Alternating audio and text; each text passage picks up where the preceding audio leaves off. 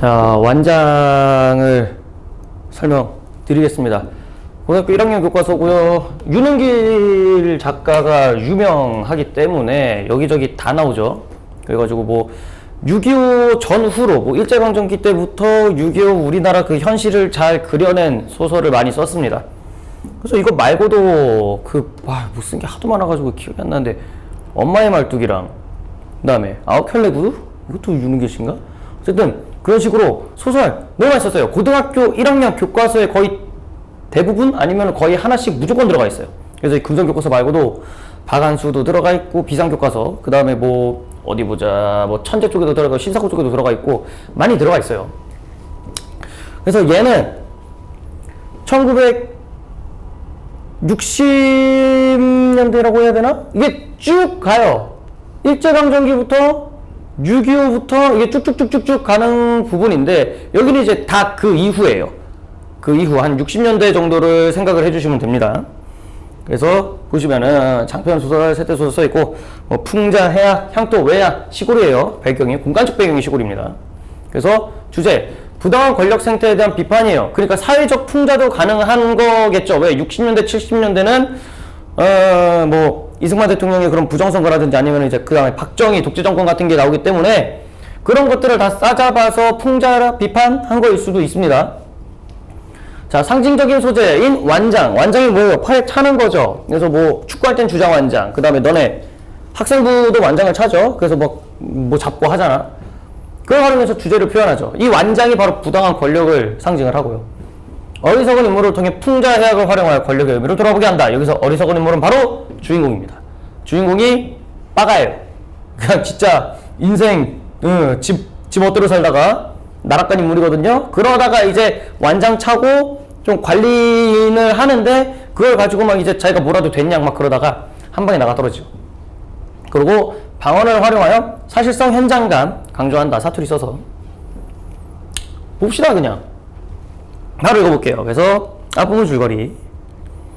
땅 투기로 졸부가 된 최 사장이 이공리에 판금저수지 사용권을 얻어 양어장을 만든 후 이장 익삼을 통해 알게 된 동네 건달 임종술에게, 솔직히 해서 건달인데요. 그냥 내가 봤을 때 그냥 양아치입니다. 건달이랑 그런 조직이 아닌 것 같아. 임종술에게 저수지 감시원직을 맡아달라고 부탁을 합니다. 자, 사람이 운수 불길어서 잠깐 이런 촌구석에 처박혀 있다고 그렇게 호락호락 시비 보던 마시오. 예, 여보시오. 저수지 감시가 뭐 감시가? 내가 개우 5만원짜리 꿀머신 푼스빼기밖에 안 되는 것 같소? 나 임종술이 이래봬도 왕년에 사장님 소리까지 두정 모르는 사람이요? 라고 합니다. 이게 뭐예요? 내가 이런 촌구석에 처박혀 있다고 뭐 내가 이런 시시한 직책이나 맡을 것 같냐? 라고 하는데요. 이 새끼 시시한 애 맞거든요? 그러니까 뭐예요? 스스로에 대해.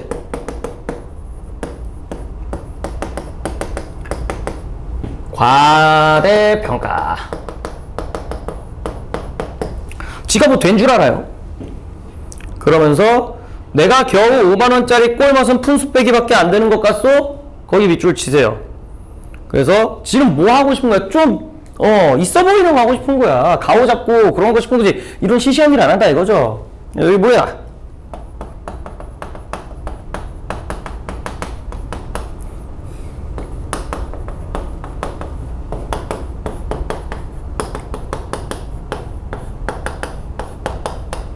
그럴듯한 일을 하고 싶어하는 임종술의 후.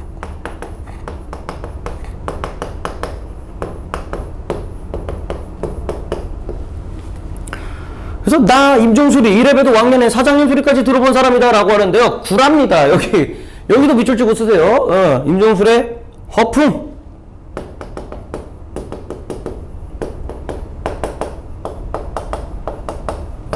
구라예요. 그래서 이 허풍이 뭐야? 이 허풍이 하는 일이 해악이다, 해악. 웃음을 유발하는 겁니다. 그것은 공연한 허풍 아닌 사실이었다. 근데 구라 맞긴 한데 그 애매한 거죠. 그 사장님인데 자 봐봐. 동대문의 시장바닥에서 처음에는 목판부터 체크해서 나중에 포장마차를 할 때라든지 마지막으로 양키 물건에 손을 대기까지 존술은 그를 상대하는 사람들로부터 좋은 의미로든 나쁜 의미로든 좌우간 사장님 소리를 곧잘 듣곤 했다. 그러니까 좀 이게 진짜 그럴듯한 사장이 아니라 그냥 사람들이 호칭을 사장님 왜 그러세요? 이런 느낌의 사장인 거죠. 어쨌든 날 하나 낳아놓고는 호남 지방의 야산 개발 사업에 한창 무료하빌 가끔 나타나던 측량기사 보조원인지 뭔지 하고 눈이 맞아서 달아나 버린 마누라까지도 처음에는 자기를 사장님이라고 불렀어요. 결혼식도 안 올리고 살림부터 차린 그녀가 처음 만난 곳은 그가 한때 단골로 드나드던 맥주홀이었다. 맥주집에서 만났나 봐요. 자신의 아내를. 근데 뭐 도망갔다는데 뭐. 아이 무작정 화를 낼 일만 아니네. 사람이 과거 어쨌을망정 시방 4세에 따를 줄도 알아야 정차 늙품수가 생기는 법이지. 안 그런가? 한번 잘 생각해보소. 지칠 줄 모르는 최 사장의 끈기에 힘입어 익삼씨도 다시 설득에 나섰다. 내가 자네라면 나는 기왕 낚시주러는 짐에 비단이와 월드코프를 암양해서 한목에 같이 낚아올릴 걸세. 그러니까 뭐야? 돈 많이 주겠다 이거야. 아 이거 하면은 좀 많이 줄게요 이거. 여기 그래서 종술이 얻을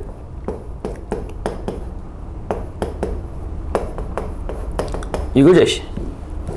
삽자루 들고 땅뛰기 하는 배도 아니고 그냥 소위 삼아서 감시원 완장 잡고 물 가상기로 왔다리 갔다리 하면서 그러니까 그냥 내가 뭐 일을 시켜? 그냥 만장 차고 그냥 거기 이렇게 돌아다녀? 그럼 불도 와 이런 거죠.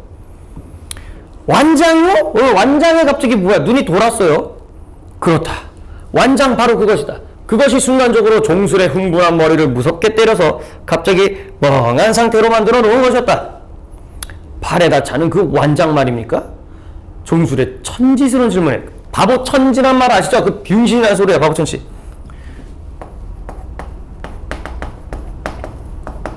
어리숙한 종술의 성격을 보여줘.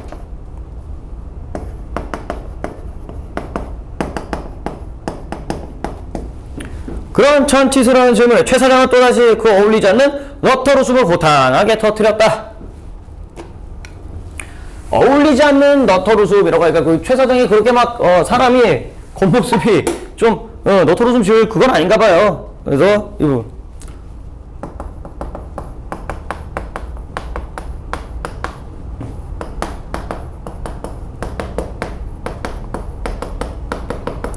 그러니까 이 사람이 막 웃는데 굳이 왜 여기서 너터루숲을 또 짓냐 이거죠.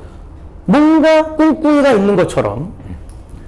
그래서 하고 이 사람아 팔 완장 말고 기조금 멘치로 사추에다 차는 완장도 맞는가? 그러니까 그럼 완장이 팔에 차지 뭐 팬티 차? 뭐 이런 얘기를 한 거예요. 이거 그래서 해학적 표현이에요. 이거 그냥 웃자고 한 얘기죠.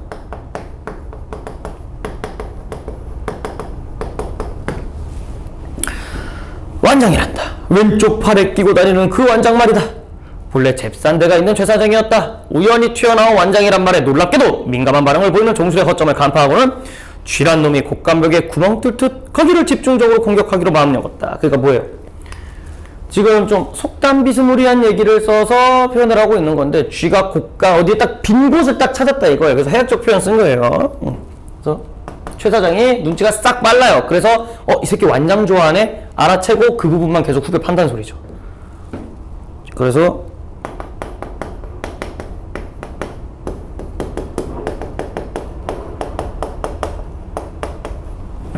뭐라고? 아씨.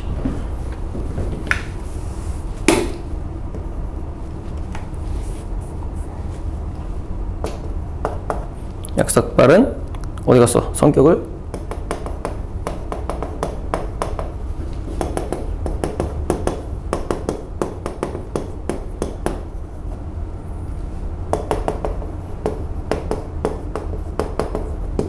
보여줘. 종술이 자네가 원한다면 하얀 완장에다가 빨간 글씨로 감시원이라고 금악하게 써서 멋들어지게 채워줄 작정이네. 뭐야? 아주 그냥 강렬하게 네가 원하고 싶은 거를 멋들어지게 해주겠다라는 거죠. 그래서 이제 또 눈 돌아가겠죠. 고단했던 생애를 통하여 직접으로 간접으로 인연을 맺어온 숱한 완장들의 기억이 주마등처럼 종술의 뇌리를 스쳤다. 완장의 나라, 완장에 얽힌 무수한 사연으로 점철된 완장의 역사가, 그러니까 완장이란 거는 여기서 권력을 뜻해요. 그러니까 뭐예요? 그 권력으로 이루어진 나라, 권력이 많은 사람들에게 영향을 줬다, 뭐 이런 식으로 해석을 할 수 있습니다. 여기가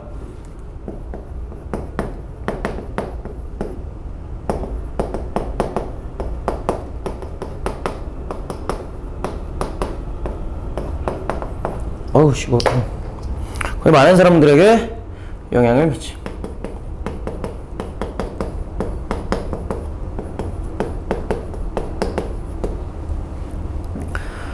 그 역사가 너울거리는 치맛자락의 한 끝을 슬쩍 벌려 바야흐로 흔들리기 시작하는 종술의 가슴을 유혹하고 있었다.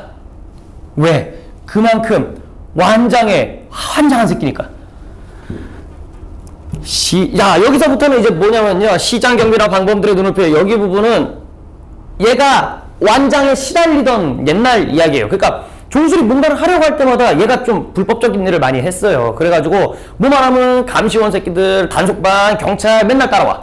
그러니까 얘는 완장에 눈이 돌 수밖에 없는 거야. 완장 찬 새끼들이 자기를 계속 막았으니까. 근데 그 완장을 나도 찰 수 있다네. 그 얘기를 들려줄 거예요. 얘가 왜 완장에 환장하나? 시장 경비나 방범들의 눈을 피해 전재산이나 다름없는 목판을 들고 이 골목 저 골목으로 끝없이 쫓겨다니던 시절, 도로교통법 위반이다 뭐다 해서 걸핏하면 포장마차에 걸려오던 시비와 단속들, 암거래 조직에 끼어들어 미군 부대나 양색시로부터 흘러나오는 물건을 상인들에게 중개하던 시절, 그리고 똑같이 전매법과 관세법 위반으로 전문으로 하는 다른 조직과 피나는 세력 다툼 끝에 상대편의 밀고로 뒤가구린 미제 컬러 텔레비전을 운반하다가 체포되어 특정 범죄 가중처벌을 몸으로 때우던 시절, 어느 시기나 다 마찬가지로 돈을 벌어보려고 몸부림치는 그의 노력 앞에는 언제나 완장들이 도사리고 있었던 셈이다. 완장 앞에서는 선천적으로 약한 체질이었다. 완장 때문에 녹아나는 건 늘 제 쪽이었다. 자기 쪽이었다. 임종술 쪽이었다. 제각각 색깔 다르고 글씨도 다른 그 숱한 완장들의 그간 얼마나 많은 한을 품어왔던가. 그리고 다른 한편으로는 그 완장들을 또 얼마나 많이 선망해왔던가. 한, 선망, 이것들이 다 뭐야? 완장에 대한 종술의 태도죠.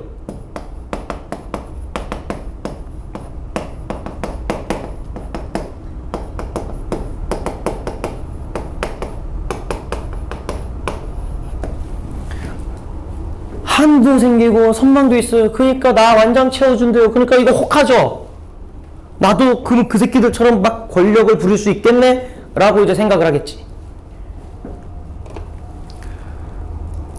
계속 읽어볼게요. 완장이란 말 한마디에 허망하게 무너져가는 자신을 종술은 속수무책으로 방관만 하고 있었다.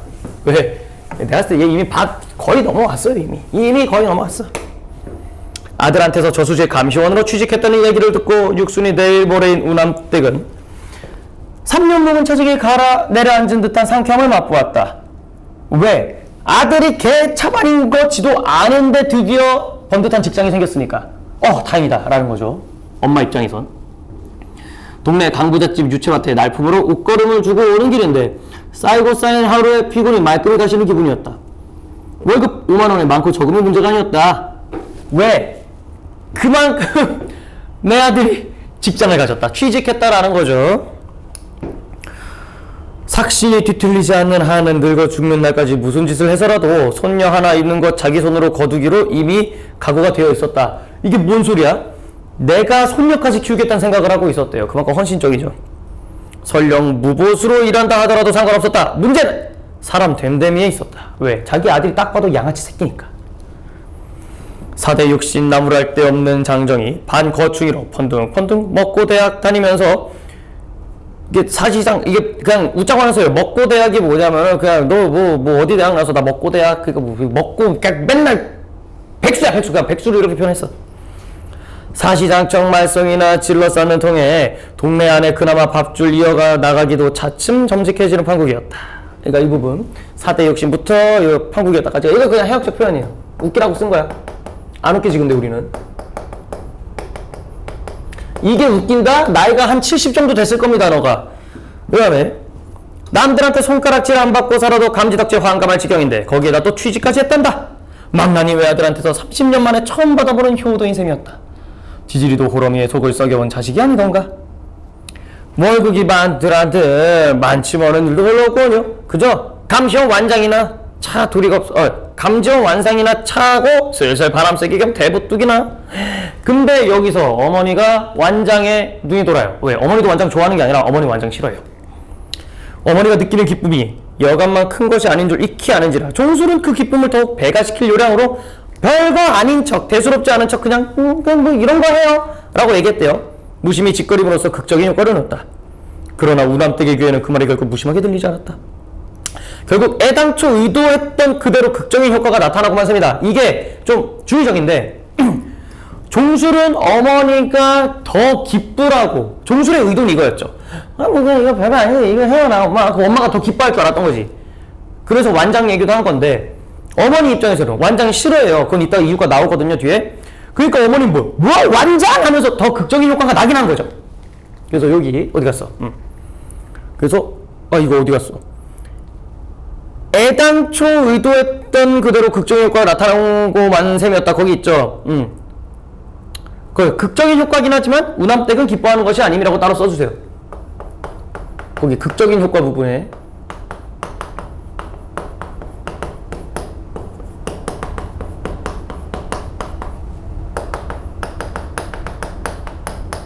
우남댁이 엄마예요.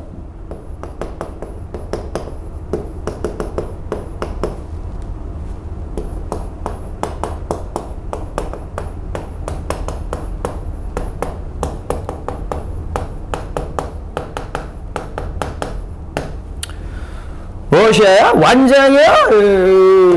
완장이요? 여기 부분 이거는 좀 중요해요. 왜? 완장이라는 게 이제 엄마한테는 조금은 또 왜? 이것 때문에 아빠 죽어. 그래서 이건 좀 중요하니까 다른 색으로 쓰겠습니다.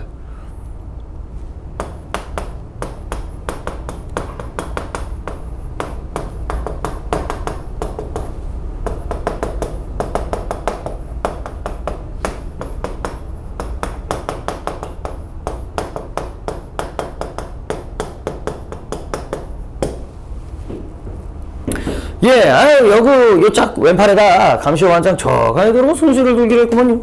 고향 맨몸뚱이로 단속에 나서면 권위가 없어서 낚시꾼들이 시비 보고 말을 잘 안 들어먹을 테니까요.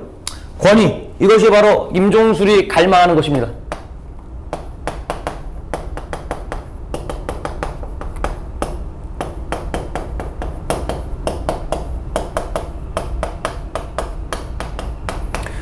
완장은 곧 권위와 권력을 뜻하니까요. 그제서야 종술은 자라 콧구멍을 벌름거리고 매기 주둥이를 희죽거려가며 구태여 자랑스러움을 감추려 하지 않았다. 왜? 지금 그만큼 들뜬 거죠. 막 콧구멍 벌름벌름하고. 오메 시상해라. 네가 완장을 다 둘러야? 그깟 놈의 거 쇠고랑 철 고랑도 없고 그냥 뭐 명예뿐인데요 뭐. 너무 놀란 나머지 우남떼고 눈앞이 다 캄캄해왔다. 왜? 그만큼 우남떼는 완장에 대한 공포가 있습니다.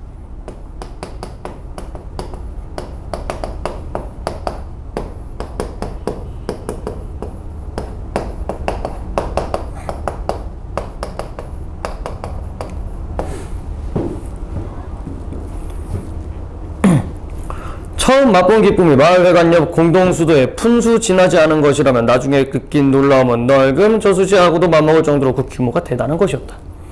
대체나 이 노릇을 어째 옳단 말이냐? 너 그거 안 두르고 감시원할 순 없겠냐? 왜? 완장 안 하면 안 되겠냐 이거죠. 그냥 감시원하면 안 돼 이거예요 어머님. 당치도 않는 말씀이었다. 순정이 완장의 매력 한 가지에 이끌려 맡기로 한 감시원이었다. 근데 그걸 두르지 말라는 이야기는 결과적으로 아들까지 언제? 아들더러 언제까지 개망나니 먹고 대학생으로 그냥 세월을 보내라는 이야기나 마찬가지였다. 에이 참 엄니 동네에서 사람 대접 좋게 받고 살라고 그런 아들이 그렇게도 영 못 맞다고요? 왜? 자기가 대접받으니까요. 자 여기 종술이 완장을 자랑스러워하는 이유 내가 대접을 받을 수 있다라는 거죠.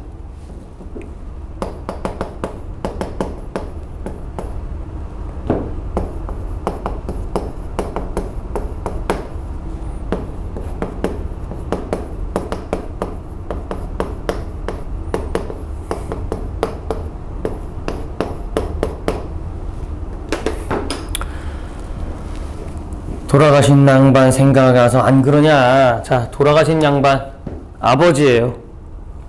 자 지우겠습니다. 여기 일시정지하고 니돈 썼죠.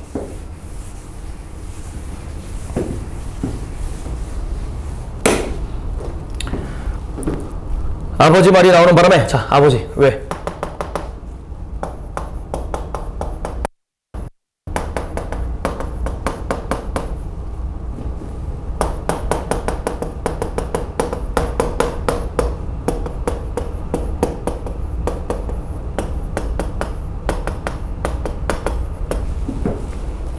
아버지 말이 나오는 바람에 종술은 갑자기 말문이 막혔다. 어머니의 심정을 대강 이해할 것 같았다. 하지만 완장이라면 사족을 못 쓰는 것도 다시 핏줄인갑다. 아버지도 완장이 눈이 돌았었나 보죠. 아버지도 완장에 대한 욕구가 강했어.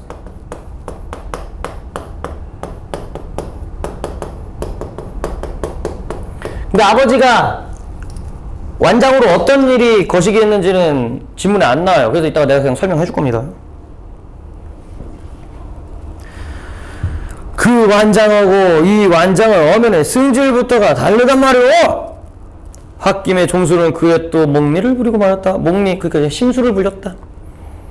새 출발이 약속된 날 그 삼삼한 기분에 걸맞게 모처럼 어머니 앞에서 고분고분한 태도를 보이자고 단단히 작정한 바 있었으나 왜? 평소에 걔 양아치였거든요.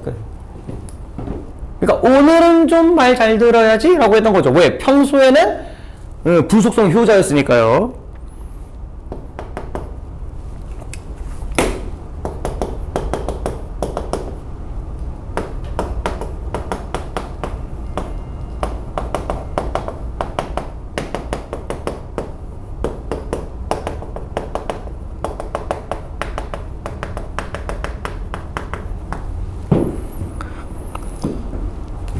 섰으나 키키묵은 생각으로 아들의 흥을 산산조각 내는 데는 달리 도리가 없었다. 아, 알겠다, 알았어. 너 하고자 하던 대로 하거라. 은지는 네가 이 애미 말 듣고 일판 꾸미는 자석이더냐? 늘상 하던 버릇으로 눈자위가 또 이렇게 뒤집히던 아들. 눈 횟가닥 도는 거야. 이 그거예요. 여기 종술의 성격을 짐작할 수 있다. 맨날 눈 뒤집어 까고 집안 다 부셨나봐. 양새끼. 혹시 집에서 그래요, 너네도?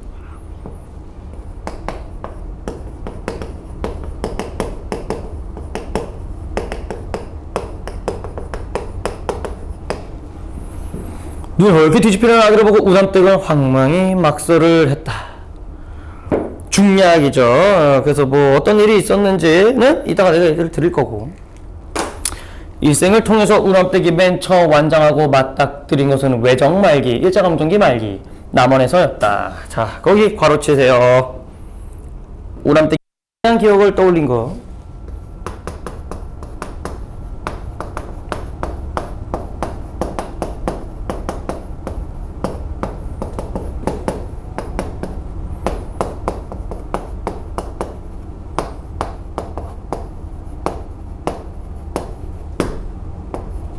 첫 번째는 언제야? 외정 말기.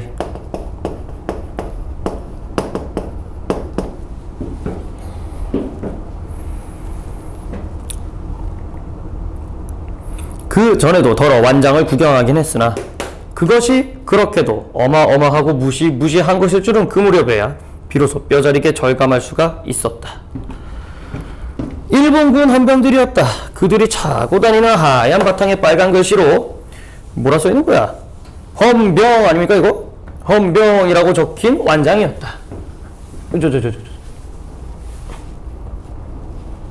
그래 봐봐. 하얀 바탕에 빨간 글씨. 종수리가 지금 차게 생긴 그거죠.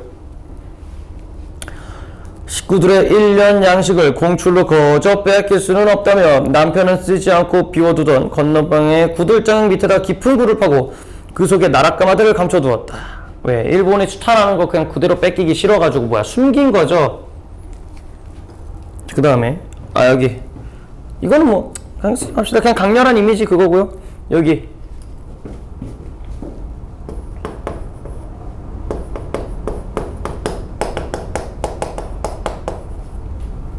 일제 수탈로 이래 어려움을 겪었다.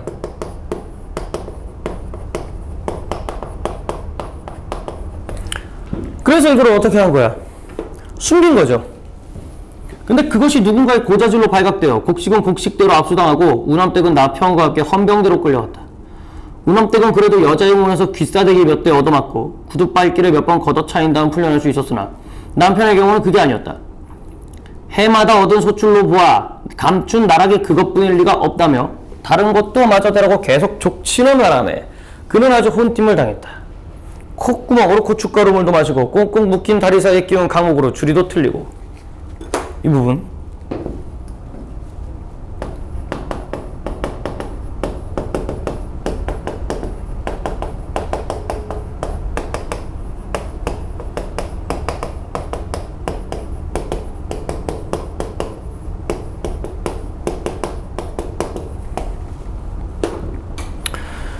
그러는 사이 그는 누가 헌병대 밀정이질 비로소 알게 되었다. 다름 아닌 박가였다.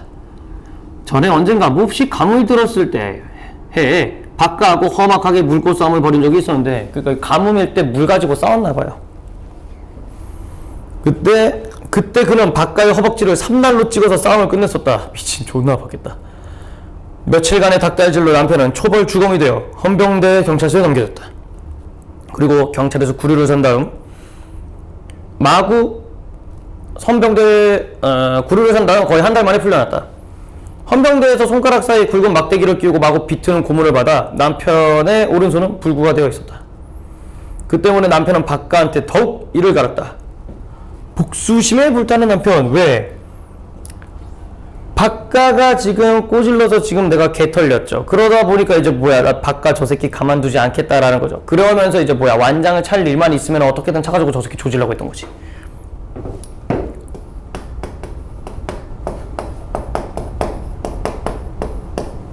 완장이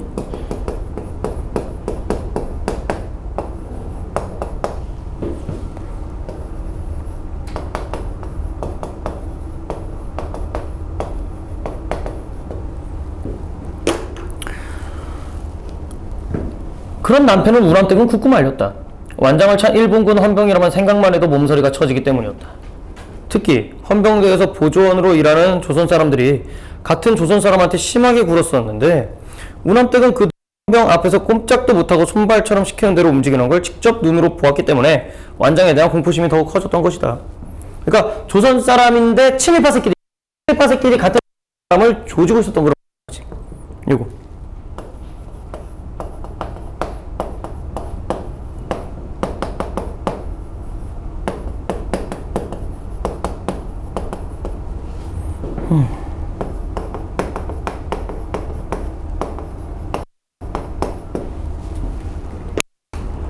그 다음에 자 그래서 어디 갔어? 그래서 완장에 대한 공포심이 더 커졌던 것이다. 해방이 되자 남편은 눈에다 불을 켜고 박가를 잡으러 나섰다. 그러나 박가는 어느 구멍으로 숨어버렸는지 종족이 묘안했다. 우남댁은 제때 알아서 몸을 피해준 박가에게 차라리 감사하고 싶었다. 왜? 살인자가 남편이 꼭 무슨 일을 저지르고야 말 사람 같았기 때문이다. 해방을 맞아 세상이 완전히 뒤바뀌었는데도 우남댁에 대해 완장의 악몽이 떠나지 않았다. 우남댁은 여전히 완장이란 물건을 절대적인 권세의 상징으로 치부하고 있었다. 이후에 어찌됐든지 간에 남편이 꾀오고자 하는 피해 보복은 남편을 또 다른 완장한테 내맡기는 될 것 같았고, 그것은 곧바로 한 지방의 운명을 좌우할 새로운 이 될 것 같았다. 느낌이 안 좋죠. 왜? 분명히 화가 다시 돌아올 거란 말이지.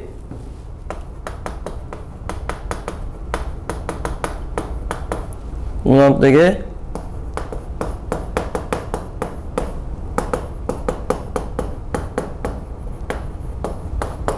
그냥 얘가 이 생각을 했는데 어머나 진짜 그런 일이 벌어집니다. 천하대라고 4살 터울로 우남댁은 둘째 아들 종수리를 얻었다. 떡두꺼비 같은 아들 둘을 나란히 낳았으니까 그것만으로도 우남댁은 임시 가문의 며느리로서 이제 구실을 다 한 셈이라고 생각했다. 근데 임종수리 새끼가 양치가 됐네. 그러고는 그것이 얼마나 건방진 생각인가를 갑자기 깨달으면서 자신의 자발머리 없음에 금방 후회를 느꼈다. 자신의 행복한 처지를 시샘하는 어떤 강력한 힘이 있을 것만 같아 늘 자식 자랑을 삼가고 스스로 근신하는 생활을 했다. 다행히도 남편은 다시 마음을 잡고 불구의 오른손을 망정 열심히 놀려 자장농으로서의 살림을 실속 있게 꾸려나갔다. 적어도 전쟁이 터지기 전까지는 집안에서 아무런 불길한 일도 일어나지 않았다. 그러나 6.25 사변, 그것은 2번 다시 떠올리기조차 끔찍한 체험이었다. 결국 그것이 우남댁한테서 소중한 것의 전부를 말짱 휩쓸어 가버렸다. 왜냐면 완장과 함께 찾아서 완장과 함께 불러가 우남댁의 유교. 자, 여기서부터 일단 다 읽고 할게요. 지문이 얼마 남았으니까. 완장과 함께 찾아서 완장과 함께 물러간 우남댁의 유교. 자, 이거 보세요. 이게 뭐냐면 그냥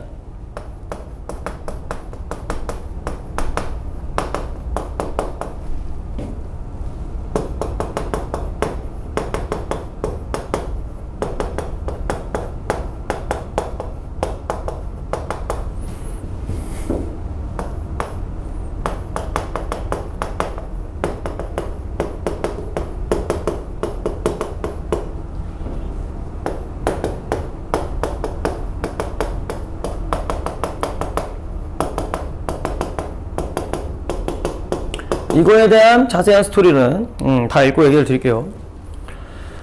그것이 한 번 떠오를 적마다 반드시 침을 3번씩 뱉고 땅을 구르지 않으면 안 될 만큼 엄청난 재앙이었다. 그때 기억을 또다시 되살리게 만드는 것보다 더 큰 우남댁의 기억은 없었다. 그래서 여기 우남댁이 완장의 기억을 떠올리는 거죠.